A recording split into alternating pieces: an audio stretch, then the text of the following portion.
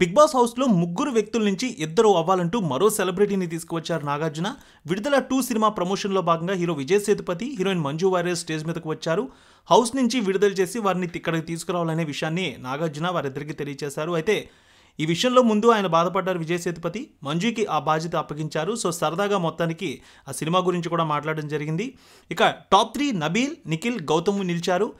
Vijay Sethupathi Bigg Boss Tamil season 8 కూడా చేస్తున్న విషయం తెలిసిందే. కమల్ హాసన్ తర్వాత ఆయనే ఇప్పుడు అక్కడ హోస్ట్గా చేస్తున్నారు. అదే విషయాన్ని ఆయన తెలియజేశారు. ఇక హౌస్లోకి వెళ్ళిన తర్వాత ఈ సిచ్యువేషన్ మీకు వచ్చిందంటూ నాగార్జున అడిగారు. లేదు, ఫైనల్ ఎపిసోడ్ జనవరి 18 జరుగుతుంది.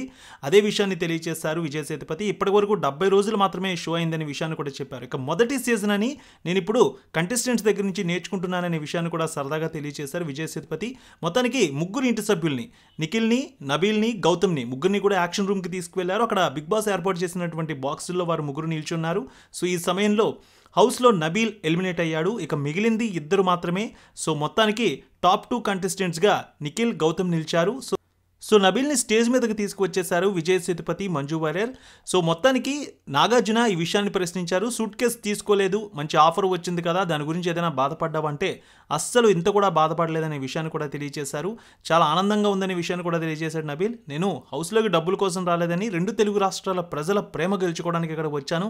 ఖచ్చితంగా అది గెలుచుకున్నానని మనస్ఫూర్తిగా చెప్తున్నానంటూ నబీల్ తెలియజేశారు. టాప్ 3 వరకు ఇక్కడి వరకు వచ్చానంటే నాకు చాలా హ్యాపీగా ఉందనే విషయాన్ని తెలియజేశాడు. ఇప్పటి వరకు నాకు సపోర్ట్ చేసి నాకు ఓటింగ్ చేసిన ప్రతి ఒక్కరికి కూడా ధన్యవాదాలు అంటూ నబీల్ తెలియజేశాడు. సో మొత్తానికి ఇక హౌస్ లో ఇద్దరు మాత్రమే మిగిలారు. ఎల్లమ్మ తల్లి ఆశీస్సులతో ఫోన్ ద్వారా జ్యోతిష్యం చెప్పబడును.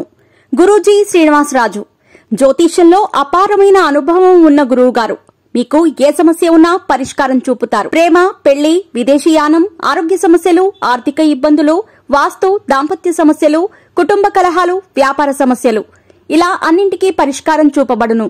మీరు ఫోన్ ద్వారా లేదా వాట్సాప్ ద్వారా గురూజీని కాంటాక్ట్ అవ్వచ్చు. మీ డేట్ ఆఫ్ బర్త్, మీ ఫోటో బట్టి జ్యోతిష్యం చెప్పబడును. మీరు ఎక్కడెక్కడో జ్యోతిష్యం చేపించుకుని నిరాశలో ఉన్నారా? ఒకసారి ఈ గురువు గారిని సంప్రదించండి. మీ సమస్యకు పరిష్కారం పొందండి. Cell number 7098888511